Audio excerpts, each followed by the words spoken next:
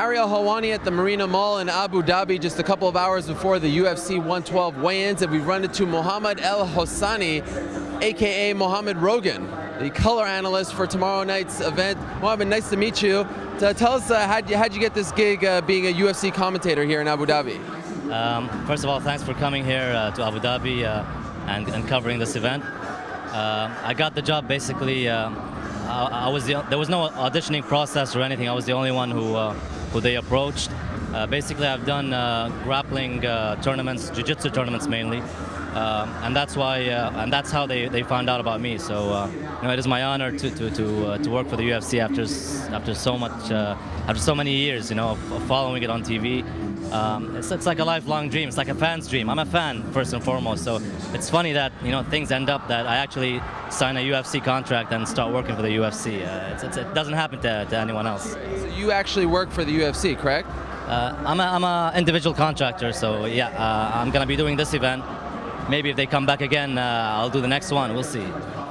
Perhaps would they send you out to like Las Vegas if there's a big event to broadcast in Arabic? I would love to do it.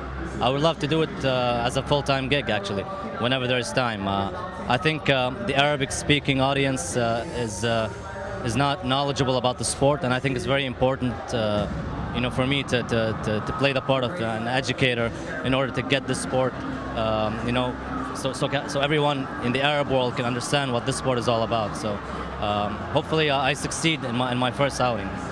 We're here before the weigh-ins. It's a pretty nice turnout. Tell us, how popular is UFC here in Abu Dhabi? Is it sort of like how it was maybe 5 years ago in America, or a little more advanced? I think a little more advanced. We haven't seen any people that are against it so far in the media. There is a lot of support. There is a lot of support from VIPs or even the government of Abu Dhabi. So people are more acceptable to the sport here than elsewhere. I've heard there were problems in places like Germany and other places, but so far here, you can see from the people around, there's actually a lot of people, not even from the UAE, but people from all around the world. I have people from the US coming in, from the UK. So, to me, this is a job well done. To me, I can be relieved now. I'm not nervous about announcing. I was nervous more about the turnout. I was nervous about the reception, and to be honest, now I'm relieved. I can do my job easily after seeing this amazing turnout for the UFC. Now, a lot of people are calling you Mohammed Rogan. What do you think of that nickname? It is my honor to be put in the same position as Joe Rogan. I think he's very knowledgeable about the sport. I consider myself his student. He's a brown belt in jiu-jitsu. I'm not at that level yet. So I try to be by myself. But if they're gonna compare me to Joe Rogan, if I can be half of what he is in terms of educating the crowd and being a great analyst, then it is my honor to be associated with Joe Rogan. Have you ever met him? I've met him, but he doesn't remember. So hopefully I'll meet him again and start a dialogue. Maybe take some tips from him about how to go about doing my job. And here's the real question: are you as funny as he is? No. That's gonna be a challenge. I'll try my best. There's only one Joe Rogan and there's only one me. So but I'll take some of the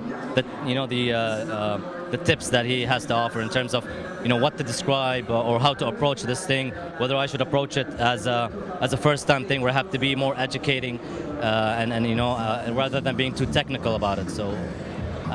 We'll see. After we have the first meeting, I'll know what to do. All right. Okay. Finally, I just want to ask you about the fights themselves. There are two pretty big underdogs in the co-main event: Frankie Edgar, Damian Maia. If you had to pick one, which one could pull off the upset on Saturday night? Frankie Edgar. Nothing against Damian Maia, but Frankie Edgar has a more well-rounded game, in my opinion, than Damian Maia. And Anderson Silva, to me, is just unbeatable right now. Of course, I have to be neutral on the night. Right. I have my own preferences, but I have to be neutral on the night.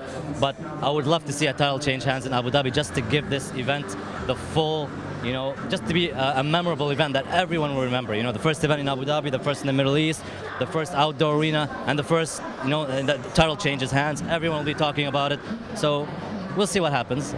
Renzo Gracie making his UFC debut. He's very popular here in Abu Dhabi. He's fighting a legend, Matt Hughes. He's 43 years old. He hasn't fought in almost 3 years.